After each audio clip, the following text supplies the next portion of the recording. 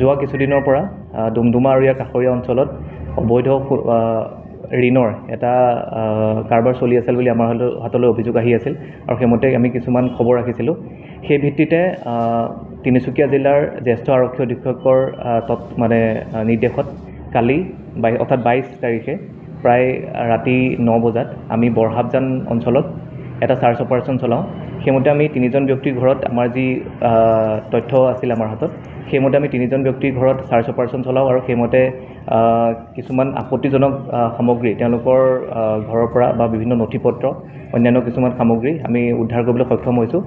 তেওঁলোক এনেকুৱা ধৰণৰ এটা কাৰ্যকলাপৰ লগত জড়িত আছিল যে অধিক সুতত অবৈধভাৱে ঋণৰ এটা ব্যৱসায় চলাই আছিল আৰু সুদখোৰ হিচাপে সাধাৰণ মানুহৰ পৰা টকাৰ লেনদেন কৰিছিল আৰু যেতিয়া টকা ঘূৰাই দিব নোৱাৰে তেতিয়া তেওঁলোকৰ অন্যান্য কিছুমান সামগ্ৰী বা সম্পত্তি কিছুমান অবৈধভাৱে জব্দ কৰি ৰাখিছিল আৰু আমি আজি ৰাতিপুৱালৈকে আমাৰ চাৰ্চ অপাৰেশ্যন চলি আছিল। তো এই অপাৰেশ্যন কালত আমাৰ বিভিন্ন আপত্তিজনক কিছুমান সামগ্ৰী আমি তেওঁলোকৰ ঘৰৰ পৰা বা যি বাসগৃহ আছে তাৰ পৰা উদ্ধাৰ কৰিবলৈ সক্ষম হৈছোঁ। সেইমতে আমি 3জন ব্যক্তিক বৰ্তমানলৈকে গ্ৰেপ্তাৰ কৰিবলৈ সক্ষম হৈছোঁ। সেই ব্যক্তিকেইজনৰ নাম মই কৈ দিছোঁ।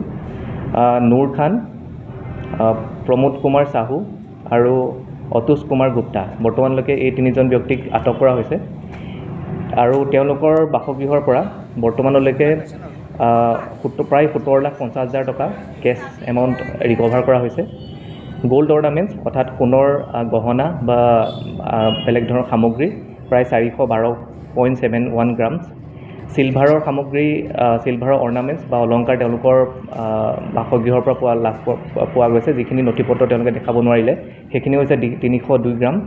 মোবাইল ফোন 19টা জব্দ কৰা হৈছে। এইখিনি মোবাইল ফোন তেওঁলোকৰ লগতে অন্যান্য যিসকলক তেওঁলোকে লেনদেন কৰিছিল তেওঁলোকৰ পৰা অবৈধভাৱে জব্দ কৰি ৰখা বুলি জানিব পৰা গৈছে প্ৰাৰম্ভিক তদন্তকালত।